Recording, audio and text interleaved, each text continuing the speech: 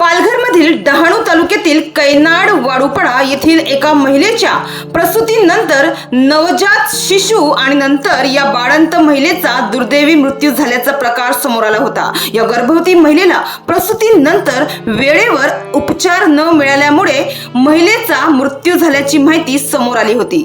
सायनू जितेश सावर वय वर्ष 25 ही महिला आपल्या माहेरी डहाणू तालुक्यातील कैनाड वाडूपडा येथे प्रसूतीसाठी आली होती। मात्र प्रसूतीनंतर या महिलेला वेळेवर उपचार न मिळाल्याने रविवार दिनांक 27 एप्रिल रोजी तिचा दुर्दैवी मृत्यू झाला होता।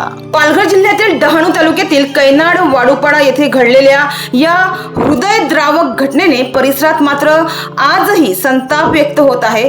आरोग्य व्यवस्थेतील दृष्टी आडपणामुळे सायनू जितेश सावर या गरोदर महिलेचा आणि तिच्या नवजात बाळाचा मृत्यू झाल्याने नातेवाईक, ग्रामस्थ आणि सामाजिक कार्यकर्त्यांमध्ये तीव्र संताप पसरला आहे। तर संतप्त नातेवाईकांकडून दोषींवर कठोर कारवाईची मागणी सातत्याने केली जात आहे। या प्रकरणी मृत सायनू हिच्या कुटुंबियांनी दिलेल्या माहितीनुसार मृत सायनू ही गर्भधारणेच्या काळात नियमित तपासणीसाठी जात होती। मात्र प्रसूतीच्या वेळी तिच्या गावी तसेच जवळच्या प्राथमिक आरोग्य केंद्र आशागड येथे आवश्यक वैद्यकीय सुविधा उपलब्ध नव्हत्या।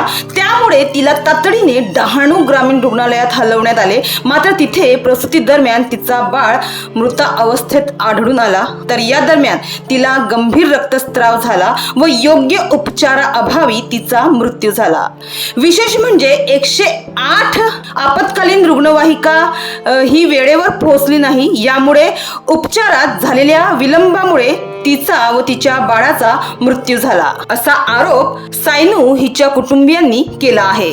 तर या प्रकरणी या मृत महिलेचा भाऊ रत्नाकर रामा म्हसे यांनी या दुर्घटनेनंतर तातडीने राज्याचे सार्वजनिक आरोग्य मंत्री प्रकाशराव आबिटकर तसेच जिल्हा व तालुका आरोग्य अधिकारी आणि मुख्य कार्यकारी अधिकारी यांच्याकडे लेखी तक्रार सादर केली। त्यांनी लेखी तक्रारीत दोषी डॉक्टर व आरोग्य कर्मचाऱ्यांवर तात्काळ निलंबन आणि कडक कारवाई करण्याची मागणी केली आहे। मात्र अद्याप तरी त्यांच्या या लेखी तक्रारीची दखल घेण्यात आली नाहीये।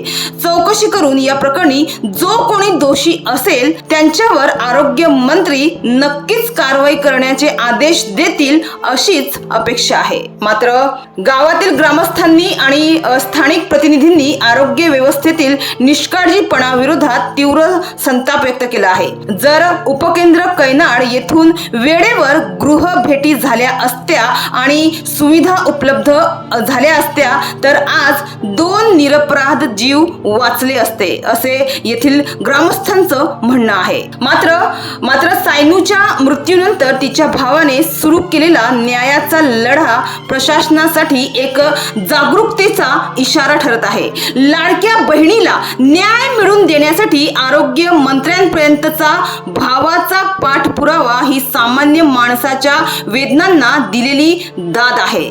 जर प्रशासनाने वेळेवर कठोर पावले उचलली नाहीत तर अशा घटना पुन्हा होण्याची भीती ग्रामस्थांनी व्यक्त केली आहे। डहाणूवरून कल्पेश दळवी, विकास समाचार।